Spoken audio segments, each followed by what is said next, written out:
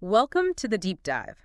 Today, we're really zeroing in on some English words that are, well, absolutely crucial for your postgraduate entrance exams. That's right. We're digging into Day 18, Unit 5, 17-36 Part 2 from the study materials. And the mission today isn't just about definitions. We want to get under the skin of these words so you can use them confidently. It's really about giving you that extra edge. Exactly. And we've got quite a mix today. We'll start with words describing things getting worse. That's the GER group. Okay. Then we'll look at words built around the prefix ab, which often signals away or from, and, a few other key terms. Thinking about them in these groups, it actually helps quite a bit with remembering them. Makes sense. Okay, let's dive straight into dust then. Getting worse. First up is spoil. Ah, spoil. Yeah, this verb, it's got a couple of sides to it, hasn't it? It does. It can mean damaging or ruining something. Like you might think, don't let one bad question spoil your whole exam. Ruining it. But it also means treating someone, maybe yourself, too well, and it backfires. Like the example, parents should not spoil their children. Overdoing the kindness, basically. That's a really key point about spoil that duality. It could be accidental damage, or it could be, deliberate overindulgence that ends up being negative. Like if you spoil yourself with too much Netflix tonight, it might spoil your study plan for tomorrow. Exactly. Or the materials example. Don't let him spoil your evening. That's the ruining part. So thinking about exam stress, maybe you tell yourself, okay, I need a break, but I can't spoil my progress by doing zero revision this weekend. That's a perfect, relatable example. Good. Okay, next to the getting worse list. Destroy. Now, destroy feels much stronger, more intense. Oh, definitely. It means ruining or putting an end to something completely, like nothing left. Yeah. The source example is pretty stark. The earthquake destroyed countless homes. Gone.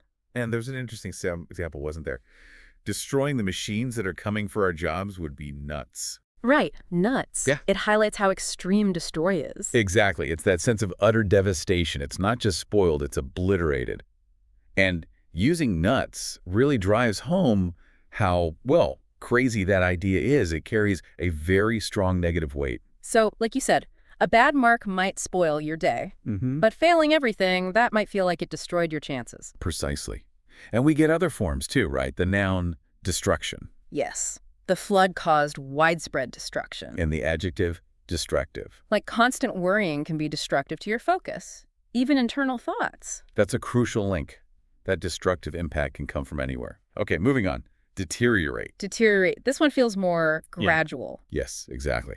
It suggests becoming progressively worse, usually over time. A decline. The example given is they had to cope with deteriorating weather conditions. It didn't just suddenly turn bad, it got worse step by step. And the easy example, old objects continue to deteriorate. That captures the slow decay perfectly. So for studying, maybe if you neglect a subject, your knowledge could deteriorate. That's a great way to think about it. It's not a sudden forgetting, but a slow slide if you don't keep it up. Mhm. It's a good reminder to check if any areas are deteriorating from lack of attention. Definitely something to watch out for. Okay, then there's poison. Poison. Noun and a verb here. As a noun, it's the harmful substance itself. These mushrooms contain a deadly poison. Simple enough. But as a verb, it's about administering poison, or maybe more metaphorically, corrupting or harming something. Like factory waste poison the river, or even gossip can poison relationships. Yeah, those examples are quite vivid, aren't they? They really convey the harm. Industrial waste has poisoned the river. You can almost see it. And the adjective is poisonous. Like, be careful, that plant is poisonous. Signals danger immediately. Right. So within our group, poison often brings in that idea of a harmful, toxic element causing the damage or decline. Okay, so summing up this group. Spoil is often less severe, maybe temporary damage or negative effects from pampering. Destroy is complete ruin, total. Right. Utterly gone. Deteriorate is that gradual worsening over time. The slow slide.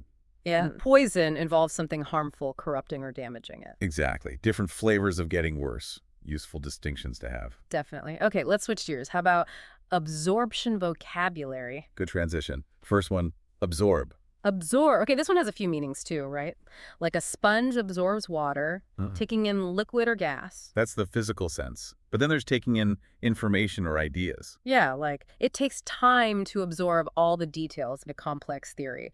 Very relevant for studying. Absolutely. Or it can mean fully engaging someone's attention, like the example, he was totally absorbed in his work, lost in it. And that example hits close to home. I never feel overwhelmed with the amount of information my brain absorbs. It links directly to learning. It does. It's fascinating how it applies to both physical stuff and, like, mental intake. It is. It's kind of encouraging, too. Maybe you're absorbing more than you think, even when it feels tough. That's a very good point. Okay. Okay, then we got assimilate. Assimilate.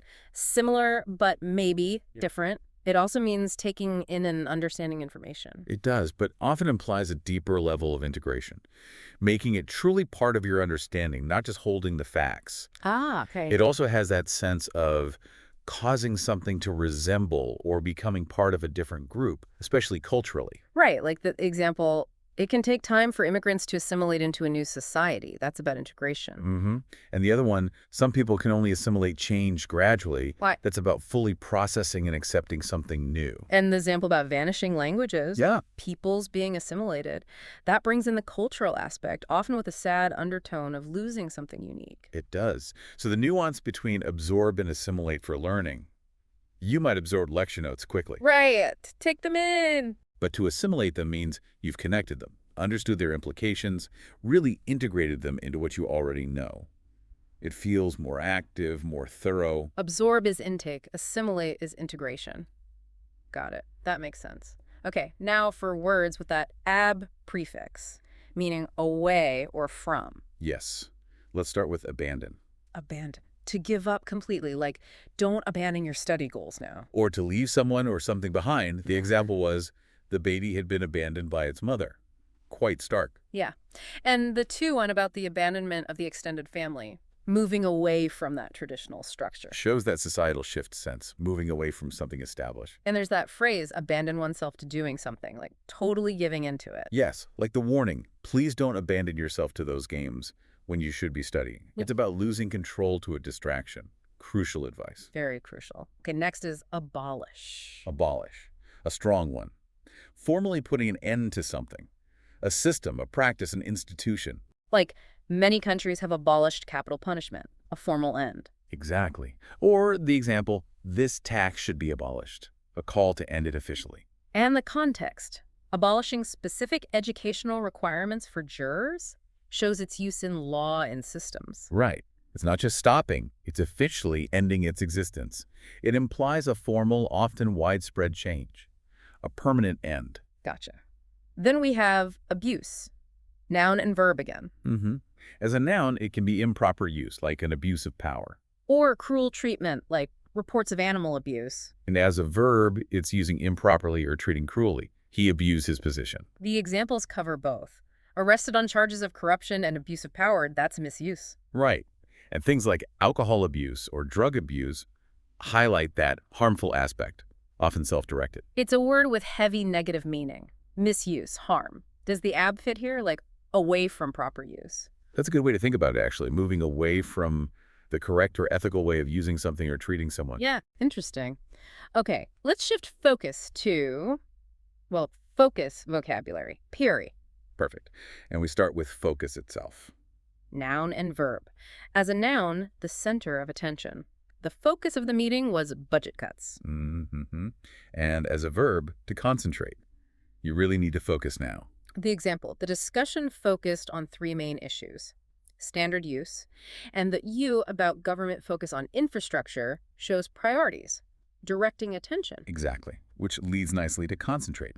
Also about giving your attention wholly to something. It's hard to concentrate with all this noise. We've all been there. The example, she tried to concentrate on reading her book but couldn't, is very relatable for students. Definitely. And that point about time flying when we don't have to concentrate, it really underlines the mental effort concentration takes, doesn't it? It does.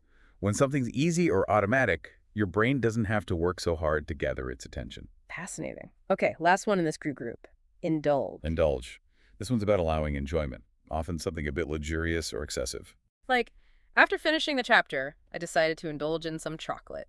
A little treat. Right. But it can also mean getting involved in something too much, to excess. He indulges his hobby to the point where he neglects other things. So the examples show both sides. They went into town to indulge in some serious shopping. Maybe fun, maybe excessive. Uh-huh. And she did not believe in indulging the children with presents, the warning against too much pampering. It's about balance, then. A little indulgence can be good, but too much can, well, spoil things, going back to our earlier word. Ah, exactly. Nice link. Okay, ready for the dict root, meaning say or speak. Let's do it first. Addict. Right, the noun. Someone hooked on something. Substance, activity. The example mentioned computer addicts. Very contemporary. And the adjective, of course, is addicted. He's addicted to his phone. Common issue. Okay, then predict, from pre meaning before and dict meaning say. So saying beforehand. Predicting the future. It's difficult to predict the election results. The noun is prediction. Standard examples, nobody could predict the outcome. Or that one, emphasizing uncertainty. Next, abdicate. This feels different. It does, but the root is there. Ab meaning away, abs meaning say, declare, ate, making it a verb. So literally to say away or renounce. Renounce the throne, like the king was forced to abdicate. Exactly. Or more broadly, failing to fulfill a duty. The committee abdicated its responsibility. They set away their duty. Wow, okay, the root makes sense now. Giving up power or responsibility. It's neat how it connects. Okay, dictate. Dictate. Multiple meanings here, too. Saying words aloud for someone to write down. Dictating a letter. That's one. But also controlling or influencing strongly. Fashion trends often dictate what people wear. Or prescribing authoritatively. The rules dictate that. Laying down the law. And as a noun, a dictate is an order that must be followed. The dictates of conscience. The example, what right do they have to dictate how we live? That's challenging the control aspect. And the do about innate capacity dictating grammar. That's about a fundamental principle determining something else, like it's saying how grammar must be. Okay. And we get dictator and dictation from this, too. We do. And finally, contradict, meaning against, dict, meaning say. So, to say against, to deny something or state the opposite, the evidence contradicts his story. Exactly. Or just being in conflict. These two statements contradict each other. The example you've just contradicted yourself happens all the time. Doesn't it suggest, and we need the noun contradiction and adjective contradictory.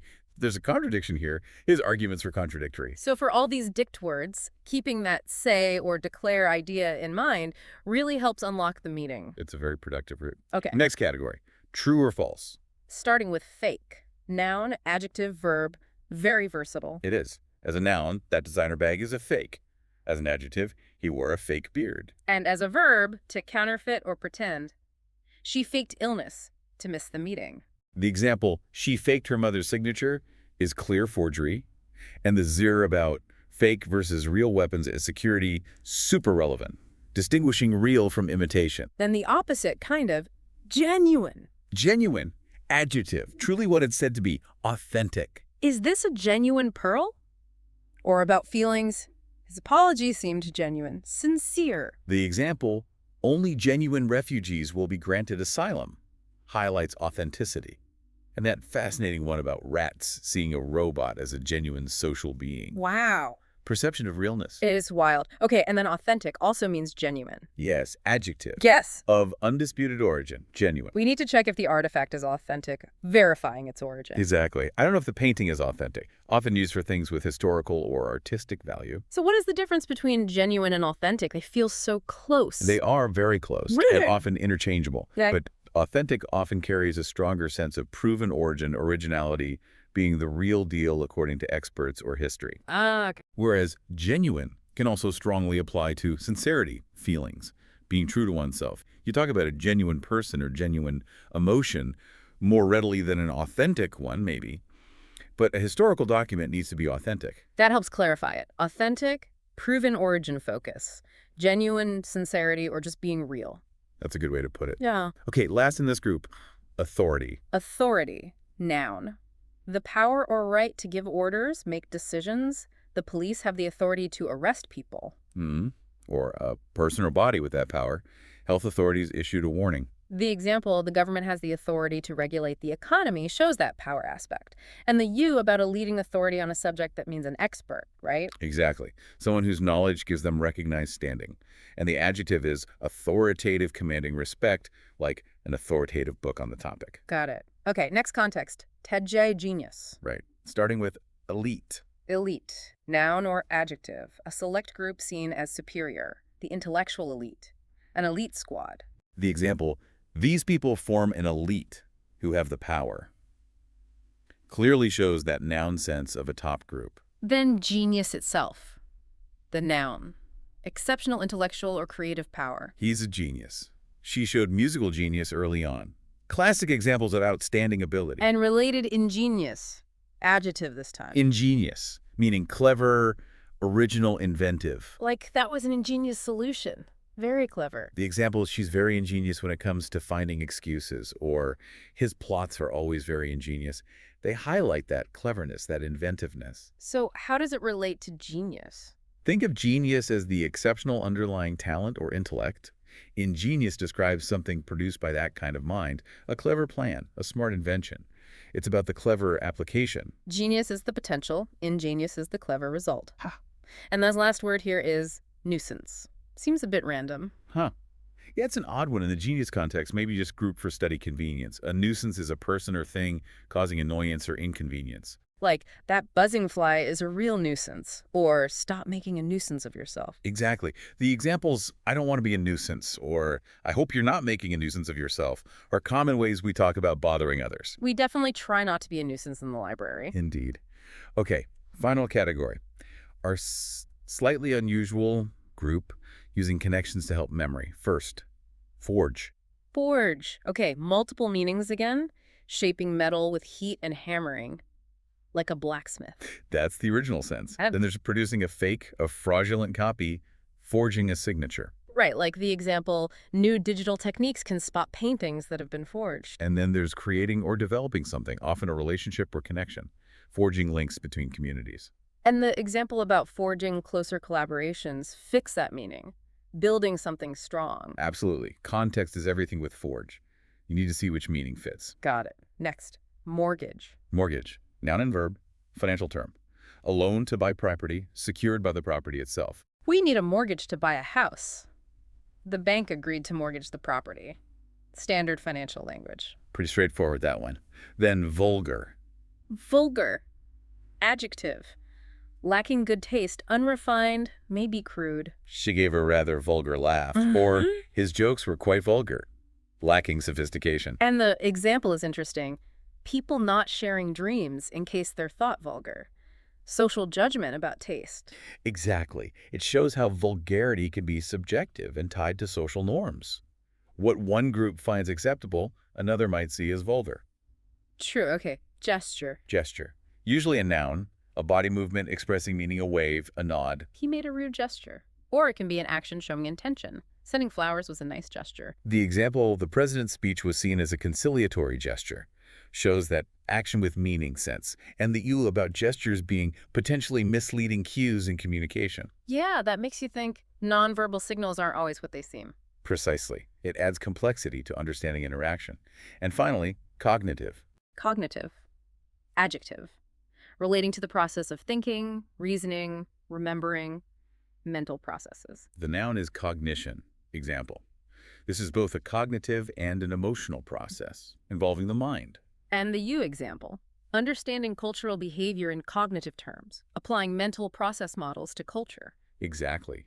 It's about the mental machinery behind understanding and behavior. Wow, okay. That's a lot of ground covered. So just to quickly recap the main groups.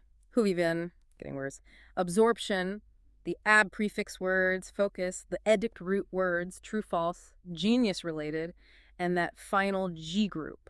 That's the set. And for remembering, those associations can really help, like you said, deteriorate like a deflating tire. Or abolish, like wiping a rule off a board, maybe indulge is sneaking that extra cookie. Yes. And always look for those prefixes like ab or contra and roots like dict. They're powerful clues. And context. Seeing how the words are actually used with other words, those collocations, is key. Absolutely vital. Don't just memorize the definition. See it in action. Use it yourself. Right. Try to slip one or two into your next English practice session or conversation. That's how they stick. Definitely. Mastering this vocabulary isn't just about the exam pass mark, though that's important. It's about building a richer, more precise command of English for everything you'll do next, further studies, career. It really is an investment. So now that you've taken this deep dive with us, maybe think about how you'll actively use these words. What's one word you'll try to use this week? And what other vocabulary areas are you curious about tackling next? Good questions to ponder as you keep pushing forward with your preparation.